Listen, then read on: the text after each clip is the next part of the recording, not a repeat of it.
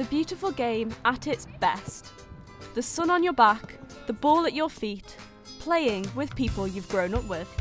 But the girls at Reading are also competing to be the best, with aspirations to play professionally for the club's Women's Super League side when they're older. 14-year-old striker Emma has played for Reading since she was 8, and football is a passion that has gripped her since nursery school. My first goal, I remember scoring it for my first ever little boys team on a Saturday. I scored it was only a tap-in, but my celebration, I ran around the field about 2 times and people just looking at me thinking, what are you doing? But it was like really special for me. After winning Manager's Player of the Season last year, the signs are there that this could be her moment to really kick on. Professional players will often point to a season when they made their breakthrough. Could this be the year that Emma one day looks back on?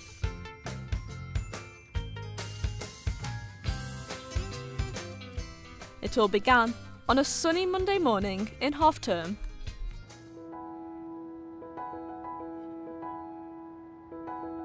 I got a phone call whilst I was at work, and she thought she was going to go and watch, and we'd arranged for her to go with somebody else to go and watch because I was at work, and I just texted her initially and said, you need to get up, because she has a tendency to lay in bed on the days off. And I said, you need to get up and get ready, and she said, why? And I said, well, because you're going to be training with the first team today. And she went, I can't. And it wasn't anything to do with football related. She couldn't think that she'd get her hair done in time.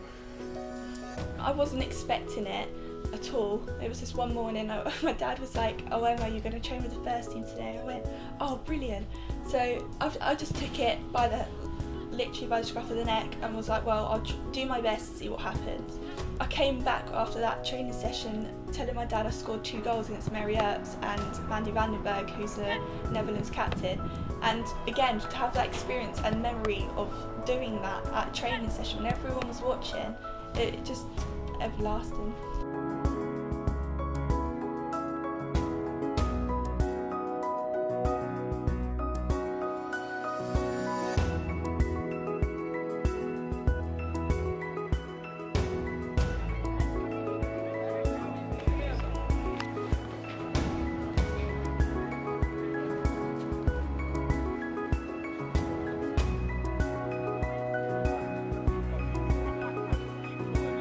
Obviously, for her own age group, she's been a standout player for a number of years, but to see her playing with the Reading first team or even the development team, she's playing with fully fledged internationals that we've paid money to go and watch, so it was quite surreal watching that.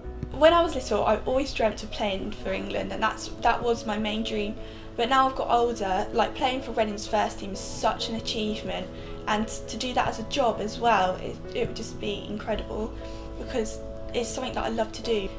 So just playing for the women's first team and representing them after I've played for them for so many years, and playing for England is just another bonus. It would be incredible to do that too. If she can achieve being her dream of being a first team player, then that's fantastic. We try and encourage her to study as well, so that she can have something to fall back on, but it will be a good job if she can do it. The players that normally are the ones that make it are the ones that have the most desire and willingness to do more outside of what they do here. So for instance, the under-16s, they only train twice a week, so it's really important for them that they do stuff away from here to make sure that they're on top if they need to go and progress further. So that's a real big factor. The desire and hard work is massive.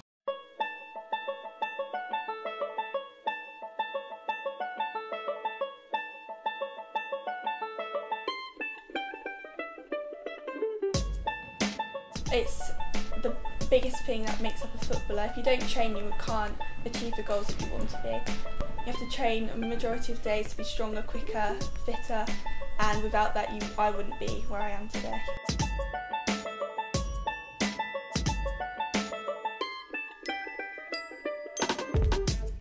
We understand players can push themselves in different ways, but we have to make sure that they're doing more than enough, either in the session or for their own kind of body. So, for instance, when the girls do the running, some of them run at different distances, but some of them can run further than others. But as long as they're pushing themselves to their maximum every single session, that's all we ask for.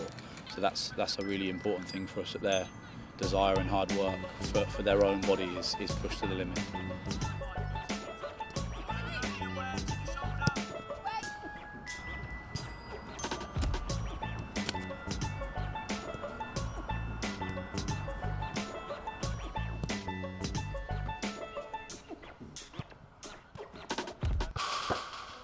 After the under-16 side, the next step for Emma on the road to being a professional footballer is the John Majewski Academy, and she will need to take her work ethic with her to this competitive environment, which current elite student Georgia knows all about.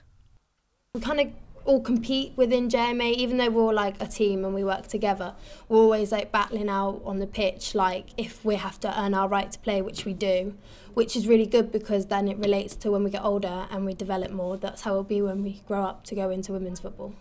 But even at 14, Emma's commitment is already bringing success, and recent impressive performances have brought a call up to the national schools setup. A training camp in Portugal is quickly followed by a friendly match in Ireland, and her dad flew out to see her play in the narrow 2-1 defeat. Did he say anything to you afterwards? He just said, "I'm very proud of you." Obviously we lost the game, so I was a bit upset, but he was like, "You played your best and that's all you could have done." The manager of my team came up to me and was like, "You were definitely my man of the match today. You've played amazing today." And I also got given vice captaincy for the team, so I got the armband in the second half because the captain's the goalkeeper. So again, having that extra bit of having a role as a captain was just incredible, and especially for my parents to see that, they overwhelming for them. There's no let-up in the intense schedule though, as Emma needs to get ready for a training session less than a day after getting back. You've got training tonight. Mm-hmm. How are you feeling? Quite tired, as I've got back at 11 o'clock last night, but I feel okay, just dreading the run-in, but I should be fine. 3, 4. Fortunately for Emma and fellow national schools player Emily, Reading have prepared something a little different for them. 1, 2, 3. The rest of the girls will be doing around 75 metres, 8 repetitions, 15 seconds to get there, 15-second rest, and then do 2 sets. For those girls it's quite difficult because they had a game yesterday, so for them to do that today would be too much to ask for them, and we want to allow their muscles to recover adequately. So we tend to actually have a separate thing for them, and it's a short, sharp, quick movement just to get their legs going a bit more and just make it a bit easier for them. Emma needs to keep working hard. Despite the approaching Easter holidays, she won't have time for much rest, as she is once again being called up to the national school side to play in a tournament in Ireland. However, her dad received an email that changes her plans completely. So the email basically is from the FA, and it says selected women's under 15 training camp and matches the 11th to the 15th of April in Belgium. I sent her a text earlier today, and she basically sent me a text back saying, "Dad, I'm crying." I got a bit emotional because it's my dream since I was little. I'm just very happy and quite privileged to have that opportunity, and just very excited for April to come. Just playing for Reading is an achievement in itself, and again playing for England is an extra step, and having other coaches value what you do on the pitch and off the pitch, because it's not all about on the pitch. It's just incredible for me to have that opportunity. As a parent, you always feel that your children are great. It's nice when they get recognition from others. So it was great when she got recognition from Reading. It was amazing to get recognition at international level. We've got pictures of her in her England kit when she was about 5 or 6, and it would be quite strange seeing her in her England kit sort of 9 years later. Whatever the feeling may be, today is the first time Emma will be able to wear her England kit after the tracksuit arrives in the post. You've got the England tracksuit in your hands now. Does it feel like it's actually becoming a bit of a reality? Yeah, it's just going to be an incredible experience, and especially representing my country with that badge on your chest and on your tracksuit bottoms. It's just going to be incredible. It's now Easter, and with the form signed and the information pack studied, it's just a matter of packing the bags and getting ready to leave.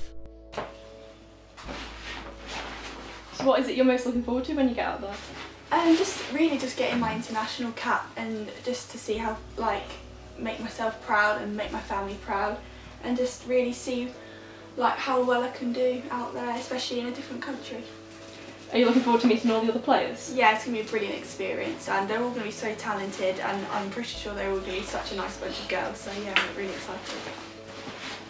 You've just got your tracksuit, but yeah. Have you found out your squad number yet? No, I haven't. I don't really have a preference, but as a striker you kind of want to be number 9 or 10 or 11, so maybe one of those 3, but I don't mind. And after a quick snap for the family album, it's time for Emma to leave for Belgium. And whilst there's some nerves, the overwhelming feeling is excitement, in anticipation of what the future may hold. I'm really excited for what the future will bring for me and see what opportunities I can get in the future, and I'm really hoping that I can achieve my dream, which will be playing for a senior in England.